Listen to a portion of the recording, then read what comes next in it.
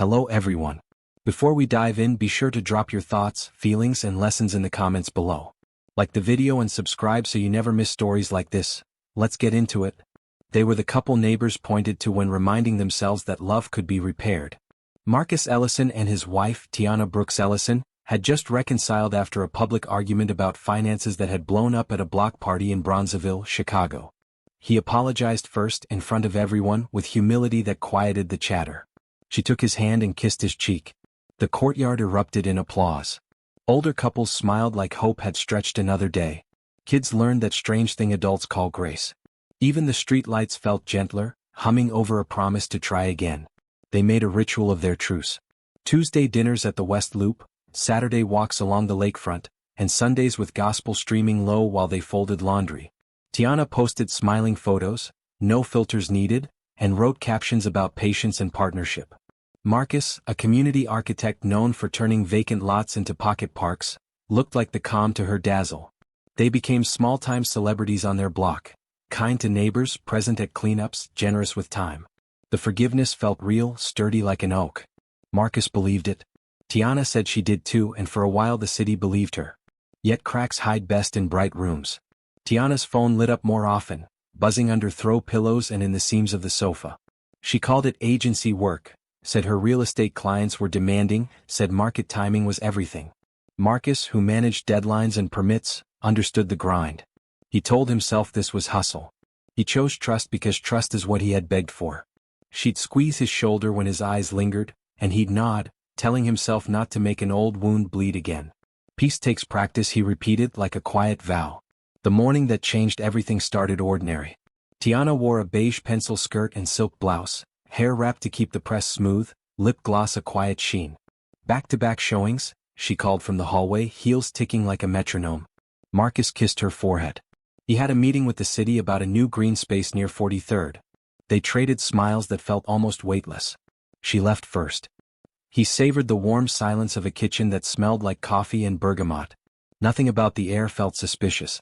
It was simply a day promising to become itself. He was halfway to the South Loop when his stomach thudded. The portfolio.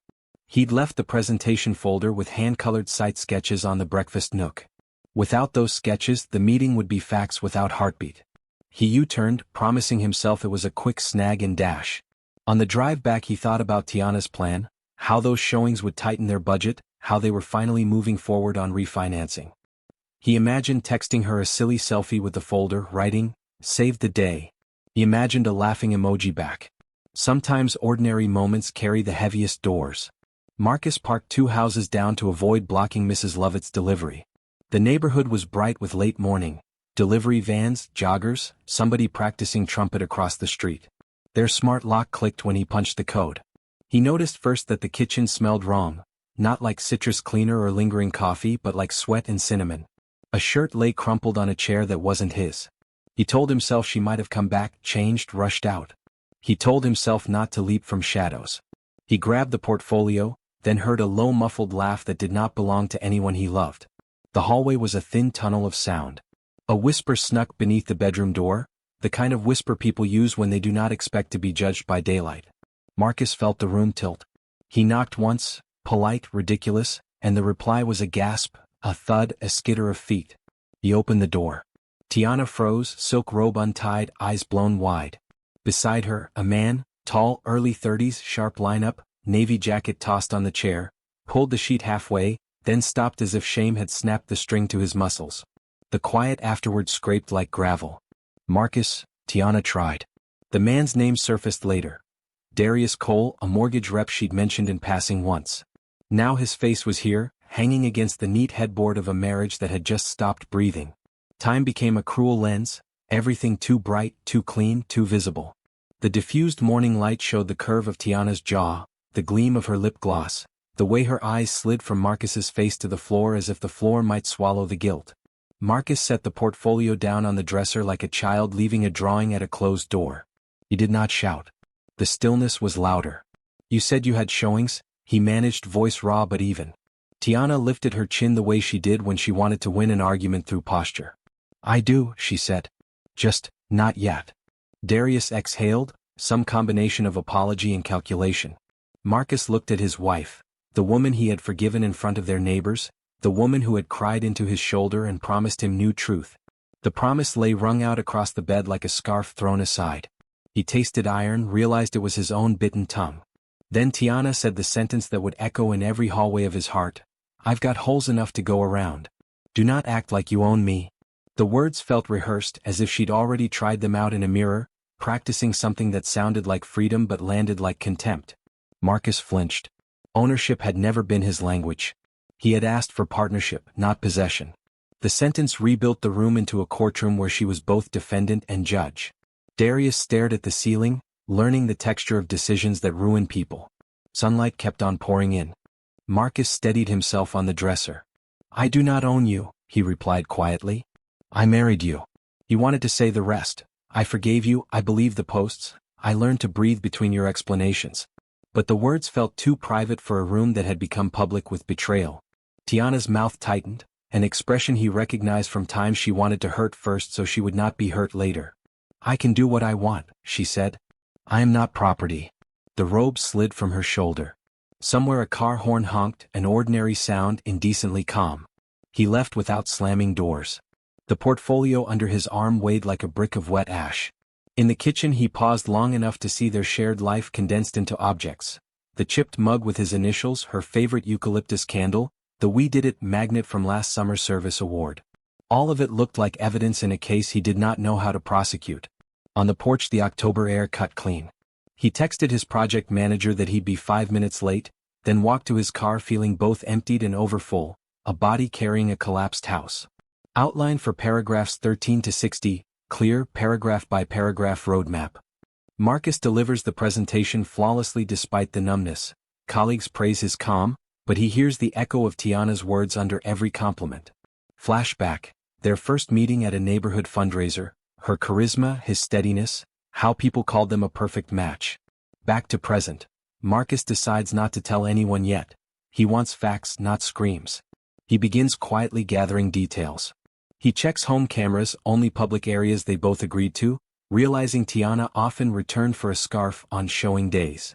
He cross-checks Tiana's calendar with call logs. The pattern of mid-morning returns stands out like a burn mark. Marcus speaks to a therapist he once saw for grief. The therapist urges him to separate self-worth from her choices.